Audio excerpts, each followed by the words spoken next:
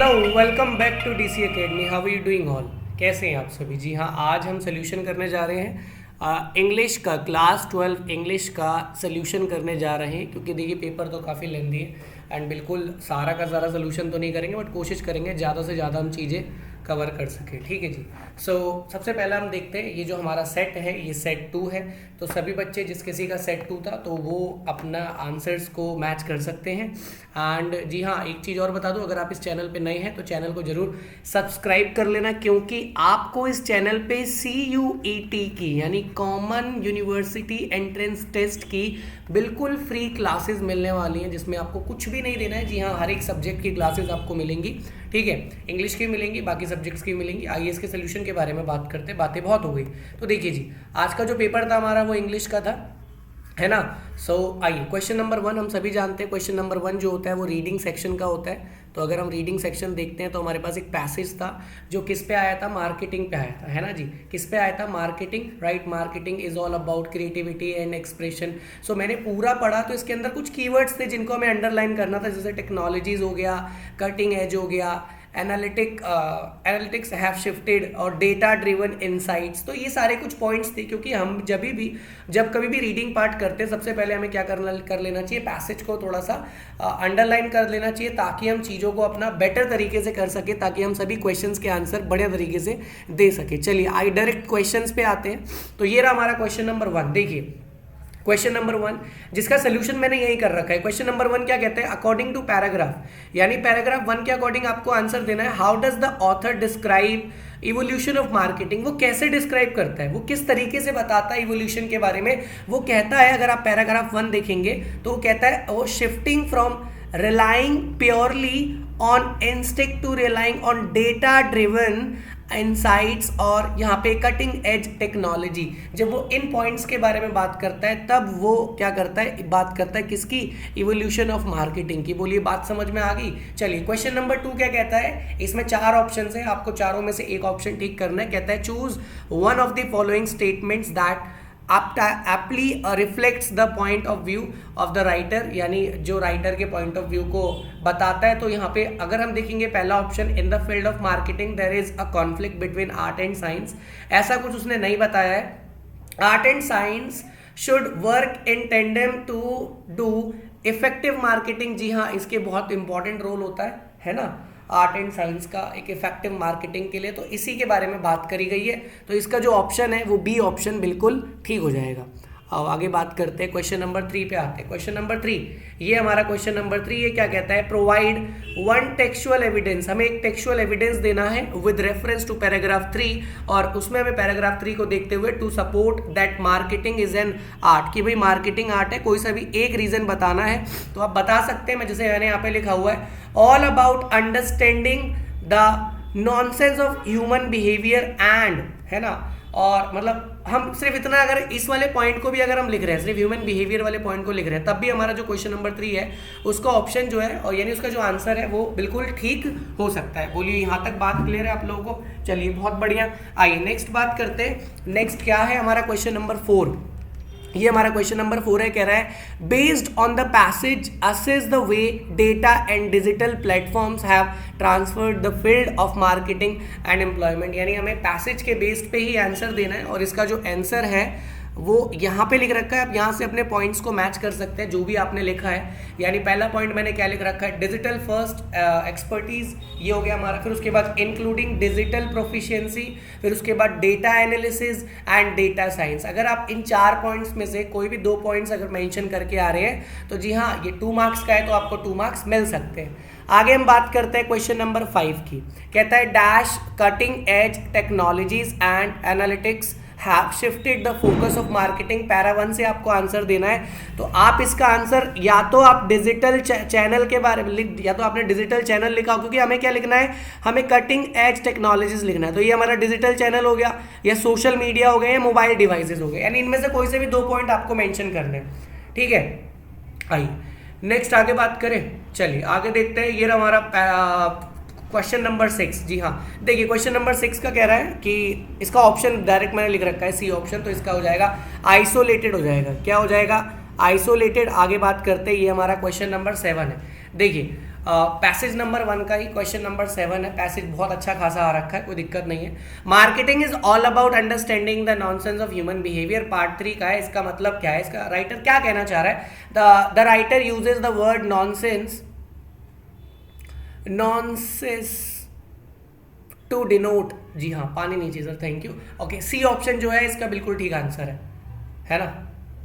चलिए आगे बात करें क्वेश्चन नंबर 8 की। Complete the following based on your understanding of the above passage.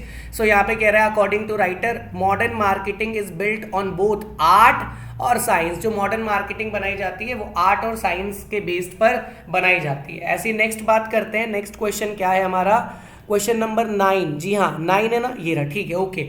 सो 9 में ये पॉइंट्स मेंशन कर देना, डिजिटल प्रोफिशिएंसी या डेटा एनालिसिस या डेटा साइंस, ठीक है। चलिए 10th क्वेश्चन देखते हैं। 10th क्वेश्चन में बोल रहा है, क्या कह रहा है, थोड़ा सा बड़ा करने दीजिए। कह रहा है what fascinating fact about human brain, what fascinating fact about human brain is reserve by writer in the above passage.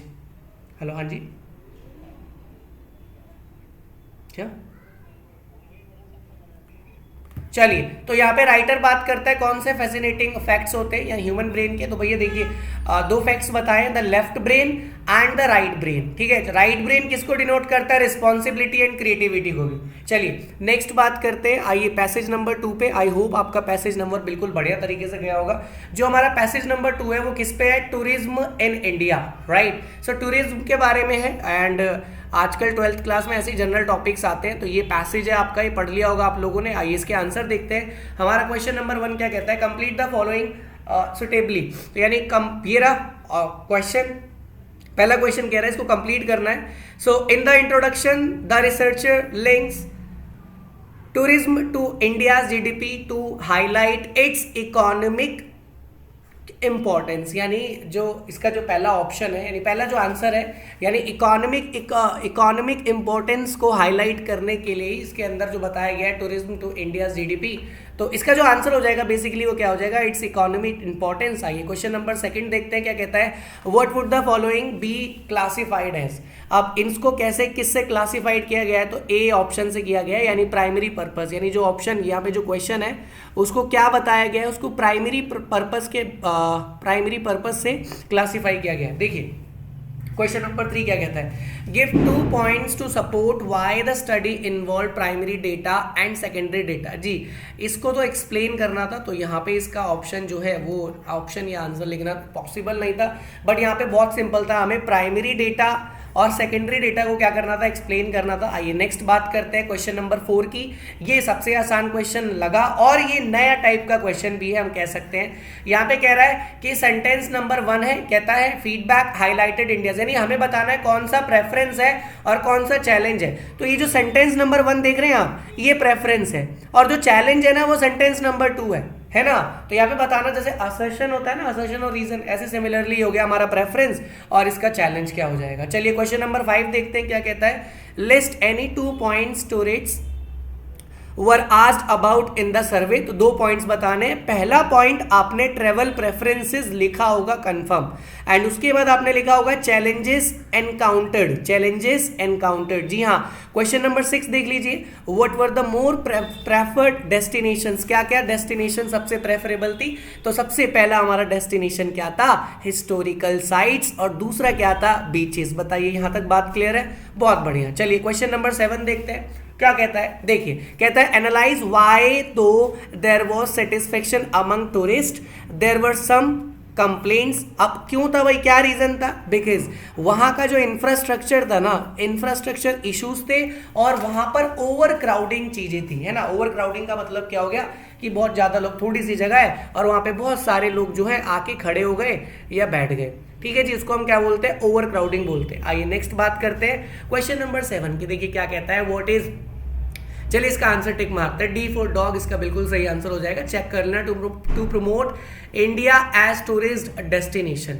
आइए आगे बात करते हैं सेक्शन बी में। भाई सेक्शन बी जो है आपका राइटिंग स्किल्स का है, और सबसे पहले ही आपका बड़ा लड्डू सा क्वेश्चन आया था कि आपको क्या लिखना था? आपको एक नोटिस लिखना था। क्या लिखना था? नोटिस लिखना था। और आपने सीखा होगा जरूर, यहाँ पे एजुकेशन फेयर है ना, ये नोटिस था। देखिए अभी तक जो भी आपका पेपर गया आपको टेंशन बिल्कुल नहीं लेना है, और अभी किसी ने भी अगर चैनल को सब्सक्राइब नहीं करा है भाई सब्सक्राइब कर लेना। मैं अगेन फिर से बोल रहा हूँ, आपको यहाँ पे CUET की total free of cost classes मिलने वाली है, जिसमें कुछ चार्ज नहीं लगेगा, प्लस फ्री नोट्स भी मिलेंगे आपको यहीं पे इसी चैनल पे। जी हाँ बिल्कुल सही सुना आपने, DC एकेडमी चैनल का नाम है, आप इसको जरूर सब्सक्राइब करें। चलिए क्वेश्चन नंबर 4, इसका तीसरे का बी ऑप्शन था, तो ये राइटिंग पार्ट है, ये आप लोगों ने जरूर कर लिया होगा। एंड क्वेश्चन नंबर 4 अगर हम देखते हैं तो यहाँ पे ये हमारा लेटर था, कौन सा था, फॉर्मल इनविटेशन कार्ड था, लेटर नहीं था, ये इनविटेशन था। इसके ऑप्शन में भी फॉर्मल लेटर आया है जिसमें आपको एक्सेप्ट करना है, यानी एक्सेप्टेंस लिखना है। क्या लिखना है?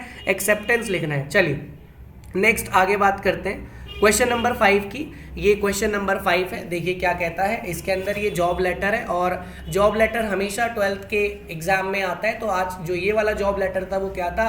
स्टोर मैनेजर का। किसका? स्टोर मैनेजर का। जी हाँ, तो वही सेम फॉर्मेट होता है। एंड आई होप आप लोगों ने बहुत बढ़िया तरीके से लिखा होगा, और आपके 5 मार्क्स कन्फर्म आएंगे अगर आपने अच्छे तरीके से उसको लिख रखा है। चलिए नेक्स्ट आगे बात करते हैं क्वेश्चन नंबर 6 की। क्वेश्चन नंबर 6 में या तो रिपोर्ट या फिर आर्टिकल, तो हमने प्रेफरेंस दी है रिपोर्ट को। चलिए जिसने भी प्रेफरेंस, इस बच्चे ने क्या करा है, इस बच्चे ने रिपोर्ट करी है, तो रिपोर्ट लिखा है। रिपोर्ट हमेशा पास्ट में लिखी होती है, तो ये भी आप लोगों ने, आपको पता होगा। तो देखते हैं। अच्छा रिपोर्ट किस पे लिखनी थी? Report of the inauguration ceremony and include details. चलिए आगे के आंसर्स के बारे में डिस्कस करते हैं। आ जाइए डायरेक्ट, हाँ यहाँ पे आ जाइए, ये सबसे ज़्यादा इंपॉर्टेंट है हमारा लिटरेचर पार्ट। देखिए अब लिटरेचर में जो आपकी पहली पोम आई है, पहली पोम यानी कि जो सबसे फेमस है, ऑफ कोर्स कई बार आ चुकी भी है। सो ये हमारी पहली पोम है, कीपिंग क्वाइट, जिसको किसने लिखा है? पैब्लो नेरूडा ने। किसने लिखा है जी? पैब्लो नेरूडा। जो किसके बारे में बात करते हैं? शांति के बारे में, पीस के बारे में। राइट, बात समझ में आ रही है? चलिए सो देखिए पहला क्वेश्चन क्या है हमारा, how according to the poet can we create this exotic movement. हम कैसे इस मूवमेंट को एक्सोटिक बना सकते हैं, यानी स्ट्रेंज बना सकते हैं, यानी स्पेशल बना सकते हैं। कैसे भाई? सब लोग एक साथ आ जाएंगे जब, by being together without rush, ना तो कोई भीड़ ना कुछ, और सब लोग एक साथ, कोई काम काज नहीं करेगा, चुपचाप बैठेंगे, तो उस मोमेंट को हम क्या बोलेंगे? That would be an exotic movement. बात समझ में आ गई? चलिए क्वेश्चन नंबर 2 देखते हैं। कहता है चूज द करेक्ट ऑप्शन। हमें करेक्ट ऑप्शन बताना है। The outcome of fishersman activity led to the protection. जी हाँ, अगर फिशरमैन मछली पकड़ना बंद कर देंगे तो उससे क्या होगा? उससे प्रोटेक्शन होगा। किसका? एनवायरमेंट का। जी हाँ, मछलियों की जान बच जाएगी और भाई उनको भी थोड़ा रिलीफ मिल जाएगा। ठीक है, चलिए क्वेश्चन नंबर 3 देखते हैं क्या कहता है। What is the common outcome of this exotic movement. क्या कॉमन आउटकम होगा? जी हाँ, ये रहा ऑप्शन ए, नो रश, कोई भीड़ भाड़ नहीं होगी, नो मैकेनाइजेशन, कोई मशीन वगैरह नहीं चलेगी, और उस टाइम पे सभी लोग सब एक समान होंगे, हिंदू मुस्लिम सिख सब भाई भाई होंगे। चलिए क्वेश्चन नंबर 4 देखते हैं क्या कहता है। कहता है the tone of the pome. भाई इस पोम का सिर्फ एक ही मतलब है, introspective. What does it mean? It means self examination, की आपको अपना खुद का एग्जाम लेना है, अपने आप को खुद को चेक करना है। चलिए बात समझ में आ गई। देखिए नेक्स्ट आगे बात करते हैं। ये रहा जी हमारा आगे क्वेश्चन नंबर 6। देखिए क्वेश्चन नंबर 6 ये इंट्रोस्पेक्टिव बता दिया। ओके, 5th क्वेश्चन देखते हैं क्या कहता है। The poet uses the expression sudden strangeness. Sudden strangeness का क्या मतलब है? टू सजेस्ट दैट, भाई ये क्या सजेस्ट करता है? A state of being togetherness, यानी कि जब ऐसा टाइम आए कि सभी लोग भाई भाई, सब लोग एक ही काम करें, कुछ अलग अलग ना करें, यानी सब लोग शांत रहें, तो उसी को हम क्या बोलते हैं? टुगेदरनेस बोलते हैं। जब भी ये चैप्टर मैं बच्चों को पढ़ाता हूँ तो मैं एक एग्जाम्पल ज़रूर देता हूँ कि जब हमारा लॉकडाउन के टाइम पे शायद मोदी जी ने सभी के घर में से क्या बजवाया था?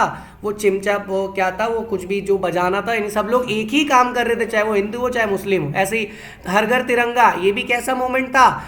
एक एग्जॉटिक मोमेंट कह सकते हैं, because everybody was doing the same work. Right, चलिए क्वेश्चन नंबर 6 देखते हैं। असेशन और रीजन वाला जो हमेशा आता है।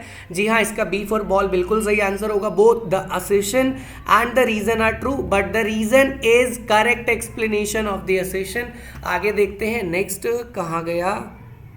आइए नेक्स्ट क्वेश्चन पे देखिए, इसका ये बी पार्ट है, तो भाई जिसने ए पार्ट कर लिया वो बी पार्ट ना ही करे तो ज़्यादा अच्छा है, क्योंकि दोनों में से एक ऑप्शन करना था तो हम भी इसको नहीं करेंगे। बाकी अच्छी पोम है आ थिंग ऑफ ब्यूटी, है ना, जॉन किस्ट ने लिखा है शायद। आगे बात करते हैं, ये रहा हमारा क्वेश्चन नंबर 8, ठीक है। अब ये आपका चैप्टर से है, तो इसमें भी वही है, हमें बताना है 4 नंबर का क्वेश्चन है।